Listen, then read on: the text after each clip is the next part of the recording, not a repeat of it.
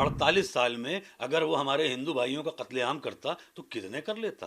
رہ جاتے ہمارے ہندو بھائی. شاید یہ ظرف ہے ہمارا جو خاموش ہوں اب تک، ورنہ تو تیرے عیب بھی معلوم ہے سارے، اور ہر جرم میری ذات سے منسوب ہے اتنا کہ اب میرے سوا شہر میں معصوم ہے سارے. صرف ہم ہی نشانہ بنتے ہیں، ہم تو کچھ بھی کر دیں برے ہیں. 48 سال حکومت کی ہے اورنگزیب نے.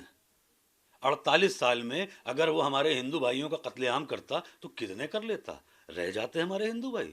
اگر وہ خدا نہ کرے ہمارے مندر شہید کرتا تو کیا ہمارے مندر بچتے؟ 48 سال میں یہاں 10 سال کی حکومت نہیں ہے، کتنی جگہ بلڈوزر چل گیا. اسے 48 سال کا وقت ملا تھا. تب نہ آپ تھے نہ سوشل میڈیا تھی. وہ جو چاہتا کر لیتا، نام و نشان مٹ جاتا اگر وہ اتنا آتنکی ہوتا تو. وہ ایک جیسے کہ میں منور رانا صاحب کا بیٹا ہوں، تو فٹ پاتھ پر بھی ہوگی محل کی زبان میں، ہم گفتگو کریں گے غزل کی زبان میں.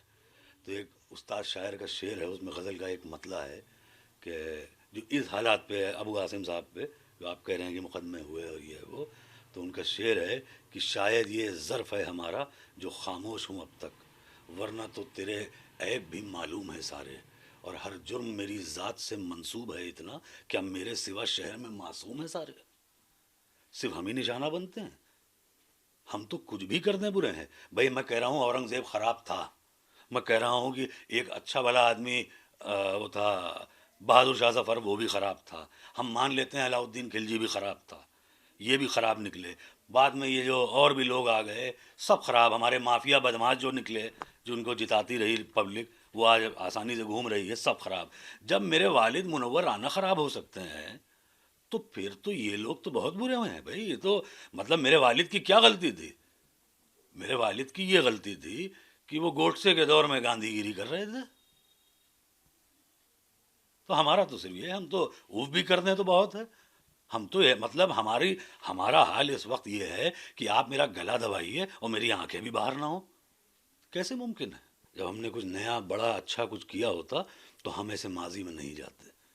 ماضی مطلب پاسٹ میں اردو کی بات آ گئی تو اب جیسے بھی ہمارے ہاں کہا گیا کہ اردو زبان خراب ہے. اب بتائیے صاحب، فراق گورکھپوری اتنا بڑا شاعر، رگھوپتی سہائے نام تھا ان کا تخلص تھا فراق گورکھپوری. میں آپ کو بہت دلچسپ واقعہ بتا دوں کہ فراق صاحب کی بیٹی کے لیے رشتہ دیکھنے کچھ لوگ آئے.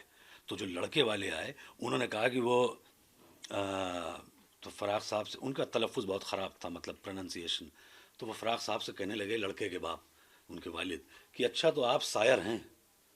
تو فراق صاحب نے انہوں نے دیکھا، کہنے لگے تو آپ کب سے شاعری کر رہے ہیں؟ فراق صاحب کا اور موڈ خراب ہوا. تو کہنے لگے پھر کوئی غزل سنائیے.